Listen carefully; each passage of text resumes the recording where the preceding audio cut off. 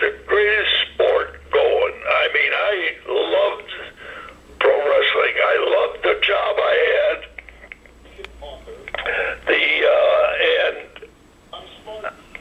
My son wrestled in high school, and he became a champion over in Japan. But unfortunately, he didn't want to. The promoter over there had a wife that was terrible, and she always run my son down. Anyway, but I had a son. My last match that I had as a professional was a tag team with my son, Kurt Beyer, and my Giant Baba, who was my boss. We had a 6-man team match, and it was a great match. And then afterward, I says, Kurt, why don't you put the mask on? And they didn't want another Destroyer to follow me for some reason or other. Anyway, but to compete in Japan and to compete with your son, and then also all the legends of Japan that you wrestled, including Giant Baba, it must have been that must have been an amazing, exciting time for you. It was. I wrestled the first time I wrestled. I was in. The reason I got to go to Japan, I was in L.A. under the mask, and I wrestled a fellow by the name of Freddie Blassie. Classy Freddie Blassie. And Freddie dropped the AWA title to me, and I went to Japan as the AWA champion against a sumo champion over there by the name of Rikidozan. And Rikidozan and I wrestled on television. Do you know how many people the Super Bowl draws? How much did you guys draw? 70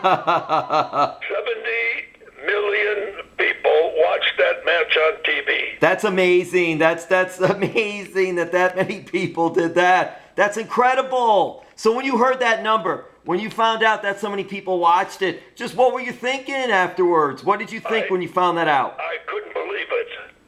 I couldn't believe it. And to this day, I still get calls from the television station that I worked for in Japan, which was NTV, and the fact that show is the second highest rated show in Japanese history.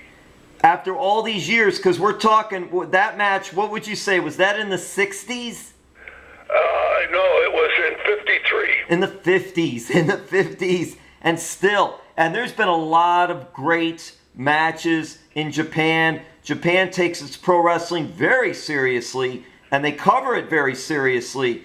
And to do something like that in the 50s and still have that record hold, it's just something that's incredible. How did the fans take to your mask? And did they know it was a girdle? No, they never.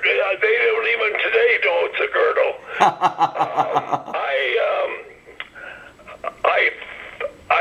I got to know what it was like to be a Beatle or a real popular celebrity. Did you have to wear the mask everywhere you went? When I got out of a taxi, I got inundated with fans wanting autograph.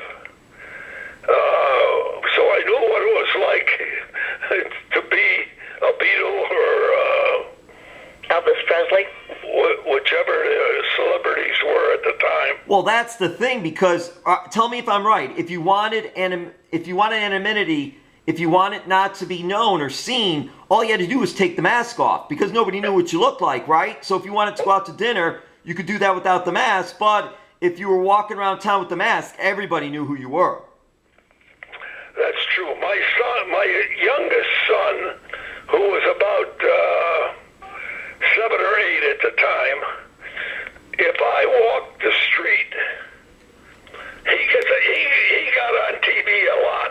I'm the son. When I was wrestling, and if I walked around without my mask on and had him with me, he exposed me. Oh no! Oh no! He says that's got to be the Destroyer because that kid was on TV with him. That's great. That's great. Hey, well, let me add Destroyer. Let me ask you. Have you got my book? I do not. No, I do not. I didn't even know Destroyer. I didn't even know you had the book. All right, I have to look that up then. I didn't know that. Wow. Oh, I'm going to send you one. Oh, that's very nice of you. Thank you so much. Wow. And I know it'll have interesting stories because Destroyer, you lived in Japan. Can you speak the language? My 3 kids speak it perfectly. They're.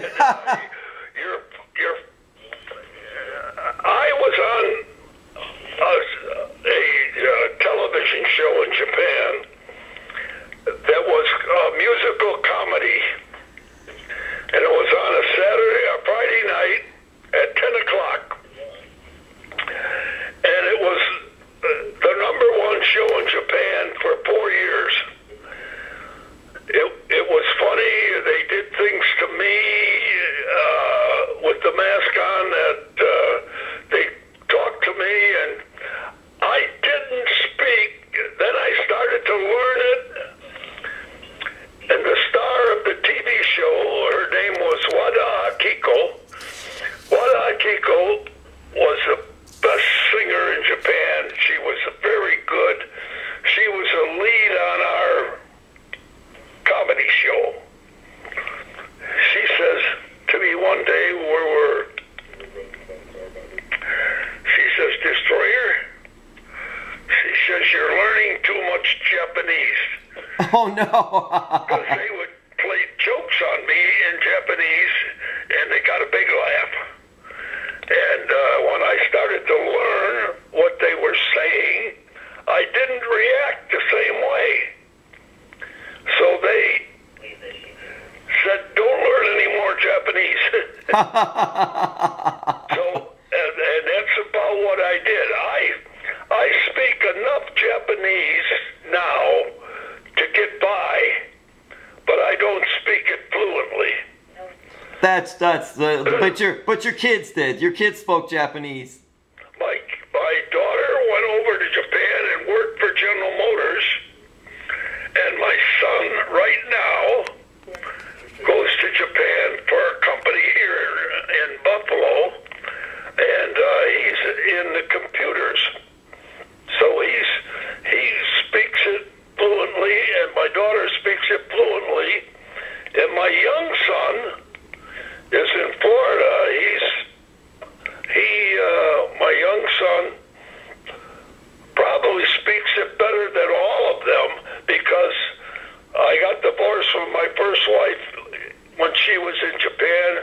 She stayed over there, and I had to leave my son with my first wife. So, Destroyer, he lives in Florida now. Is he down here in Miami or no? No, he's in Jacksonville. Oh, he's up in the north part of the state. Oh, wow. Okay. Wow.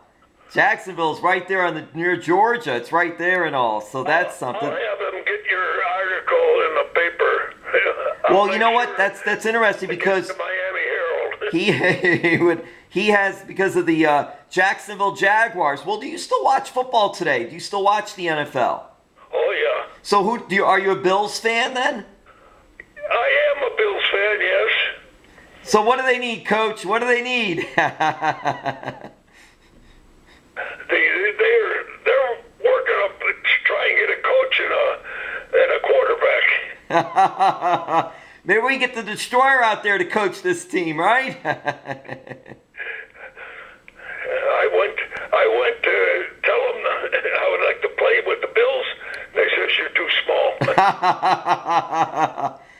But today they'd have a different story.